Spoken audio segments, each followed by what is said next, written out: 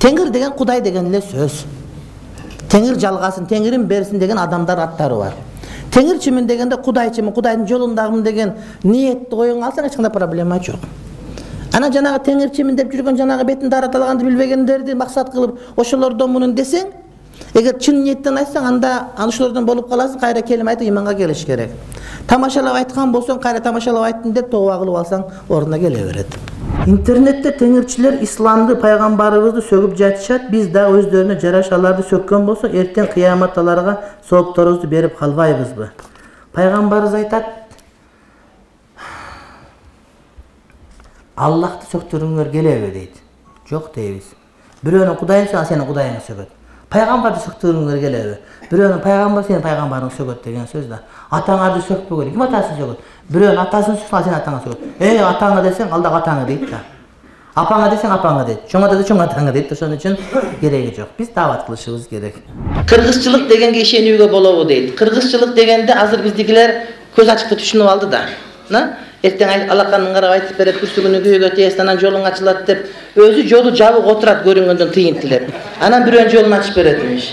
Сенин бактыңды ачып берем дейт. Жок, жалганчылардын бардыгы. Бирок кыргызчылык дегенде түпкү мааниси кыргыздын салт санаасын сактаган, туура жүргөн адам негизи. Бирок азыркы күндө, бүгүнкү күндө кыргызчылык деген сөз бул ошол жанагыдай көз ачыктык, шийрик, бакшылык ушуну түшүнүп калдык да бизчи. Анан теңирчилик деген, теңир деген сөз бар. Теңирим Кудай деген сөз, бул теңир деген Кудай деген эле сөз. Бирок теңирчилик деген сөздө ошол нерсени туура эмес формага өткөзүп алдык дагы, туура эмес кетип калды. Эгер кыргыздарда Кудай берди, Аллах берди, теңир берди аттар болгон. Кадимки эле Кудай берди деген мааниде. Анан бирок бүгүнкү күндө ошону туура эмес жака мындай бир одарып алгандагы адамдар бар. Ошондуктан бул нерсени этият болуш керек. Эгерде бир адам христиан болуп жүрсө, Мухаммед пайгамбар келгенге чейин, кийин Мухаммед пайгамбар келгенден кийин ислам динге киргенге милдеттүү болот.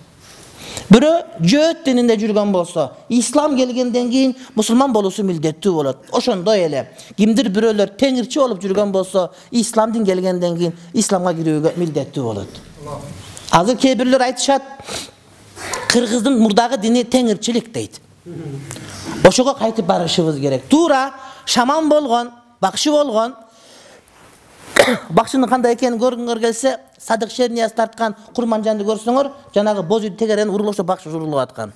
Жана албадалда кийимдерди кийип алып, жанагыдай жаш балдар ойной турган бир жанагыдай бир темирлердин баарын тагып алып, тегерен кетелекет деп, боз үйдү тегерени билген ошо бакшы. Туура ошондой шаман деген тарых өткөн. Бирок биз азыр мусулманбыз. Ага кайтып бара албайбыз. Андан да нарагыраак барып туруп, о Адам алейхиссалам берагын арагындагы матриархат деген доор өткөн, илгери билесиңерби? Ошого баргыла. Андан мурдараак таш доору деген болгон, жылаңач жүргөн адамдар, ошого баргыла. Африкага барсаңар эркектер авреттерин трубага кийгизип моюн асып алат, ошондой болуп алгыла.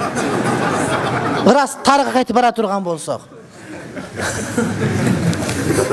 Бирок ал таш доор, анан жылаңач доор, матриархат дегендер бар го. Булардын баары жалган. Бул силерди окуткан тарыхчылар жалган жазышкан. Булар аферистер. Тарыхты бурмалаган бизге. Эч кандай матриархат болгон эмес, таш маштар болгон эмес. Адам алейхиссалам жаралганда эле ошол хаванебизге кожоюн болгон. Элгетен тартип ушундай келатат. Бирок бизди бузуп башыбызды айландырып, ошентип алабыз дегендер. Адам алейхиссалам жылаңач жүргөн эмес. Кандай бейиште жашап аткан болсо, анан бейиштен бияка түшүп аткан болсо, жок андай эмес. Алардын бардыгы жалган тарых, жалган маалымат, божомолдор гана.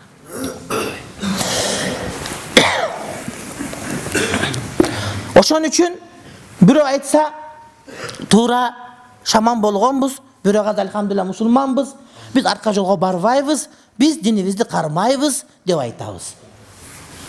Ойлонуп кетпеш керек. Ушундай бол, ушундай, андай айтаган, андай сен ушундай бол. Сен окуяң боюнча ушундай жылаңач жүрүшкөн бир убакта окугансың, ушундай дейт. Анда ушундай бол деп айтыш керек. Анын сарындай теңирчи болобуз дейт. Каяктан теңирчи болосуң?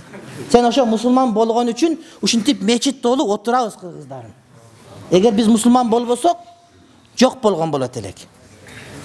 Эгерде мусулман болбосок, Manasың дагы жок болот сен айтып аткан. Кымызың дагы жок болот эле. Бу жимишиган көзүң дагы жок болот эле сеники.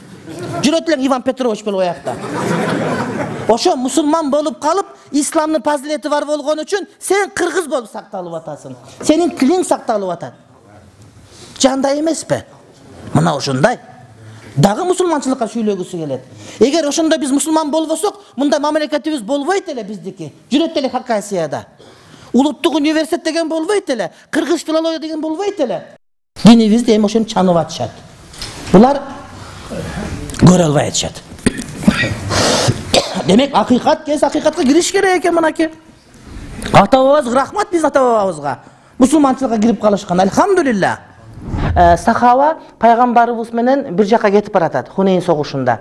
Анан жаңы мусулман болгон сахаба анан жолдо баратып айтат, мына ушул даракты көрүп, о пайгамбарыбыз, мушриктердин ушундай бир дарагы бар. Ушул даракты таберик кылышып, ошол тарак түбүнө келип этикаф кылышып, ошол жерге түнөп, касиет тилеп, ушул даракка сыйынгандай болот. Бизге да ушундай дарак таап берсеңиз дегенде пайгамбар ачуусу келип, силерге жөөттөр Муса пайгамбар айткан сөзүн дал өзүн айттыңар деп тыят да. Бул деген ушундай урматтуу бир туугандар, адамдар сахаба болуп туруп деле, мусулман болуп туруп деле бирок кээде ширк амалдарын кылып коюшу мүмкүн. Көптөгөн башына жоолук салынган, сакал койгон, топу кийип алган, олош кийген, селдени 15 метр кылып орогондор деле, чапанды кийип алгандар деле, сүлкүлдөп Куран окугандар деле ширкке түшүп калат. Демек, ширк адам сөз түрдө капыр болуш шарт эмес. Мусулман инсан деле ошол илими жоктугунан, чала сабаттыгынан, мурдагы оюнда калган нерселер эсине келип туруп, жаңы мусулманга киргенде эле адамдар ширкке түшүп калышы мүмкүн. Көрдүңөр, сахаба ошондайды туура эмес экенин билген жок. Ошондуктан биз дагы дайыма акыйда эмне, акыйкат эмне, туура эмне, таухид эмне, Кудайды бир деп таануу эмне дегендерди туура билишибиз керек да. Антпесек болбойт. Биз дайыма динибизди туура үйрөнгөнгө муктажбыз. Мына көрдүңөр, пайгамбарыбыздын жанындагы сахаба акыл эс үлгүшүндө турат, өзү эле барып даракка сыйынып алган жери жок. Эмне үчүн даракка сыйынып алган жери жок? Себеби ар бир нерсени сураш керек деди. Кур'ани Каримде фасалу ахла зикри ин кунтум ла та'ламун, билбесеңер билгендерден сурагыла дейт. Мына пайгамбарыбыздын сахаби өзү жаңы динге кирген, билбейт. Ошол жакшы экенин, жакшы болсо керек деп ойлоп, бирок чуркап барып бир даракты касиеттүү кылып сыйынып алган жери жок. Балким бир ооз пайгамбардан сурап коёнучу деп атат. Ошол сыяктуу урматтуу бир туугандар, мазарга барганда, шам жакканда, башка кылганда молдокелерден сурап алыш керек. Молдоке, кылганым туурабы? Ушунум ширк болуп калбайбы? Окуган намазым баары о мен Аллаху акбар деп күйүп кетпейби деп сурап алыш керек. Ошондуктан урматтуу бир туугандар, мазарга барып кан чыгарган, сыйынган, тоо ташка барган, анан кийин Ысык көлгө сыйынган, Теңиртойго сыйынган, жана башка сыйынган, ошентип олтуруп анан даракка сыйынган, Чынар Тереке сыйынган, Сулайман тоого сыйынган, айтор сыйына турган жер көп болуп кеткен. Ошол сыйына турган жерлерге сыйынганда биздин ыйманыбыз бузулуп калбайбы деп ошону сурап алыш керек.